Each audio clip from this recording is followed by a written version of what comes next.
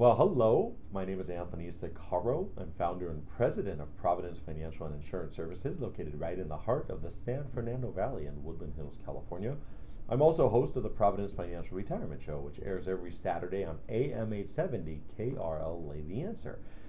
And this video is primarily geared towards my clients. Periodically, I like to record videos about what's going on out there in the marketplace with the stock markets and the financial and economic environments and communicate that to you.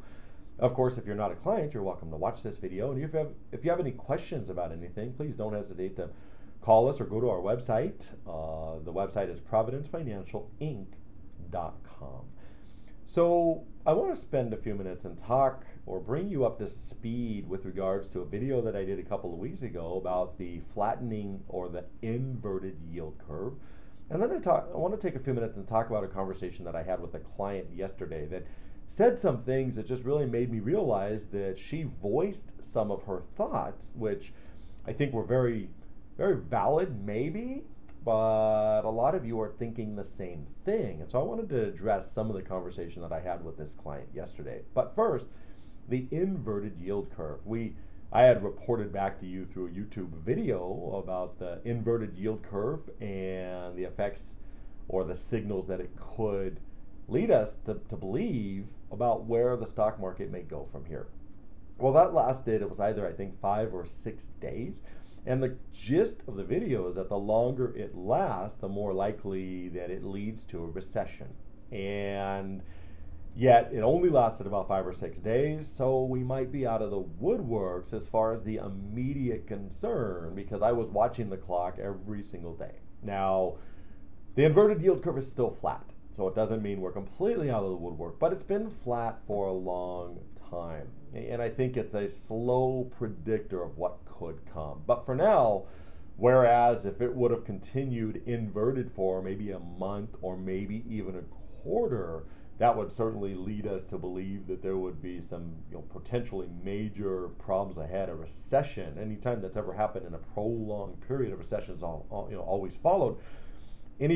The reality is that it was really short-lived. So I think that just puts us in a better place than we were when I created that last video. So if you want to get more information about the inverted yield curve, what that means, go back and find that video. I think it's called Inverted Yield Curve or something that has to do with inverted yield curve. But you can find that on my YouTube channel. And if you don't follow us on YouTube, go to Providence Financial Inc., click on the YouTube button right in the upper right corner, and you can follow us right there on YouTube. You don't have to have a YouTube account or anything. So let's go back to a conversation that I had with my client yesterday. This woman was very educated, super nice lady, very, very knowledgeable about the markets. And so we were able to have a very good conversation. But we were talking about the various stock market crashes in the past and the fact that the market always goes down and comes up. And from watching my past videos and from market history, which we've spent a ton of time studying market history at this firm, because I think, and you think, that history tends to repeat itself and we can learn from history. The bottom line is that this lady made a statement that I think a lot of people are thinking. And that statement was this: Anthony, even if the market does go down another 40% from here, as history tells us is likely, the reality is it's probably just going to bounce back anyway. And that statement really rang home with me. And so what's happened is, because the market has had many different time periods where it's gone down by 10 or 12 or maybe 20%, and then it's come back very quickly. What's happened is that's created what I believe is a false sense of security. The market will be stretched and then come back, and then be stretched and then come back, and then be stretched and then come back. And the reality is that if you stretch the market and it comes back and you stretch it again over and over again, what's eventually going to happen? And the reason I ask what do the stock markets and rubber bands have in common is because what if you stretch a rubber band over and release it and over and release it, and then you stretch it again and release it? The reality is that you can only stretch something, anything, a rubber band, a market, and release it so many times before it breaks. And I think that's just important to understand. And so the reality is I wanted to just take a few minutes with you and go over some of what's gone on in the stock market. Where have some of these stretches been, and where have some of these release points been over the last 20 years? So let's look at recently. If we go back to January of 2018, the stock market in January of 2018 was in the $26,000 26,000 point range. The Dow Jones, 26,000 points. Excuse me, 26,000 points. And by April of 2019, so what is that? 15 months later, it was still at 26,000 points.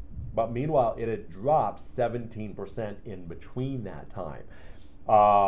The stocks had the worst performance in 2018 since it had in 2008, so worst performance in 10 years. And December was the worst December since 1931. But the bottom line is, in a 15-month time period, there was a 17% drop and recovery. So just no growth. But the market was stretched by 17%, and then it recovered. And people now feel secure, and everything is rosy again, right? Well, let's go back to 2015. From November of 2015 to April of 2016. So what is that? 5-6 months, right? The Dow Jones was even. Okay, even for that 6 months. But during that 6 months, the Dow Jones dropped 12% and then came back. The market was stretched by 12%. It dropped 12% and then it came back. So we stretched the market again. Let's go back to May 2015. From May 2015 to July of 2016. So what is that? 14 months, something like that. The Dow Jones was even over that 14 months. But during that time, it dropped by 14%. So the market was stretched down by 14% and then it came back. And it was stretched. Let's go back to May 2011, 2012. So we're going back a little bit further. From May 2011 to February 2012. So what do we have? 8-9 months? The Dow Jones was even. But during that 9-month period, the Dow Jones came down by 16%. There was a 16% drop in the market. The market was stretched and then it came back. And if we go back further, we take a longer period of time. We go back to 2007. From 2007 to 2013, the market was even. But during that time, because of the 2008 crash, the market was down roughly 55% during that time. But over that 2007 to 2013 year period, what is that, 6 years, the market was even. The market was really stretched in that situation. Now, we've had a lot of shorter stretches since then. From 2013, we haven't had anything 2008-like, so we've been 7-8 years essentially out of the woodworks, but we've had a lot of 12 and a lot of 14 or certainly a lot of double-digit stretchings of the market. And what I think that's done is I think that's created a false sense of security. Like this lady yesterday who thinks that, Anthony, even if the market goes down, it's going to come back. Is she right? Yes, 100% she's right. But the reality is where are you at in life? If you have 20 years or 30 years to ride it out, then you can do just that. And matter of fact, volatility is your friend if you're putting money in. If you're investing in the stock market, then volatility actually works for you. But if you're in the distribution phase of life and you've got to take money out of your portfolio, or if you're really close within maybe 5 to 10 years of being in that phase of your life, then the reality is this volatility, when you're taking money out of your portfolio, can be deadly. Can be a great way to guarantee you run out of money before you run out of life if you live long enough. So you have to invest appropriately for your stage of life. And there's a huge difference in every 10-year period. So I've just taken you back and shown you a few of these stretching moments in the market. But what if we go back 10 years? Right? If we go back 10 years from now, all the way back to 2009, the market's up about 12.5% a year. I mean, that's phenomenal growth, right? What about the 10 years before that? If we go to the 10 years before that, you realize that the market for that 10 years was down 25%? Down 25%. You would have been down at 25% if you'd have been in the market the 10 years before that. The last 10 years has been recouping for the previous 10 years. So what does that all work out to be, let's say, over 20 years? What's the market done? And when I say the market, I'm specifically referencing the Dow Jones, but the Dow and the S&P, they follow each other, so we're very close. But what's the market done over the last 20 years? Well, some of you might find this hard to believe because I ask this question all the time, and most people say maybe 7-8%, something like that a year, right? No, wrong. From today, the day I'm recording this video, going back 10 years, the market's done a little bit over 4% a year. That's the Dow Jones, 4% a year. So if you were invested in the market with no fees whatsoever, so that means not mutual funds because they've got 1 or 2% fees. That means not with an advisor. That means just a traditional stock market investment that mirrored the Dow Jones or the S&P 500 with no fees whatsoever, then you would have earned a little greater than 4% per year. 4% a year. People tell me all the time, well, don't I want to have some money in the market for growth? Well, I don't know. Does 4% a year sound like good growth to you? You know, our target for our clients, right, is to help them earn somewhere in the range of 5% a year. That's our target for our clients, 5% a year. We're not trying to help you get rich.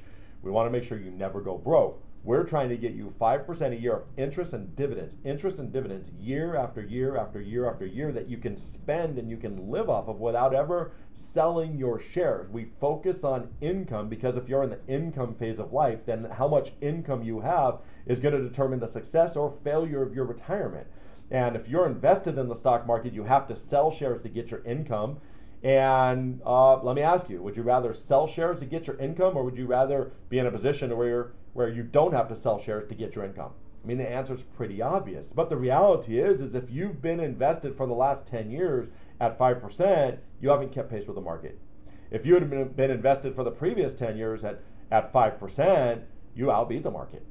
And if you had been invested for the last 20 years at just a 5% consistent rate of return, guess what? You beat the market. That's the bottom line. I'm not investing you for this year, for next year. I don't care what happens in 2017, 18, 19. What we care about is that you get your income, you protect your principal, you make sure you never run out of money. And my fear is that a lot of individuals out there today are having this false sense of security. The market will always come back. I don't know. From 1999, it took over 10 years for the market to come back. So if you're taking money out of your portfolio and you happen to be in that 10-year period, devastating. If you happen to be in the last 10-year period and you're withdrawing from your portfolio, fine, you'll get away with it. The question is this: what's the next 10 years going to look like? Is the next 10 years going to look like the last 10 years where the market did 12.5% return?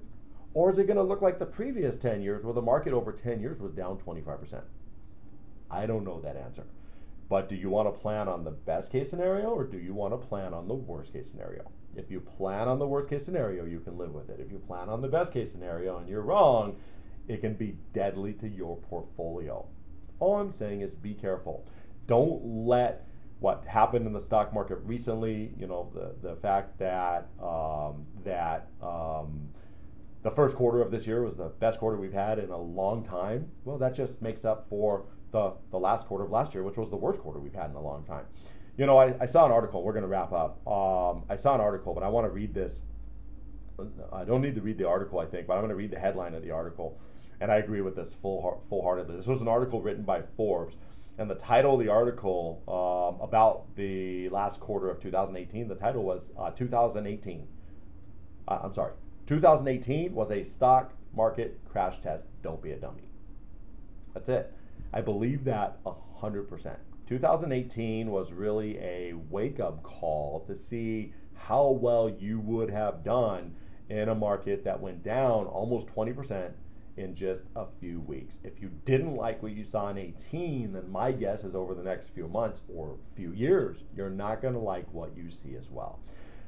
If you have any questions about anything you've watched here, if you're not a client and you want to schedule a quick 15-minute call with me about some of the things we said, be more than happy to talk to you. If you are a client, my door is open. Thank you for your trust. Thank you for your business. I don't take investing your money lightly.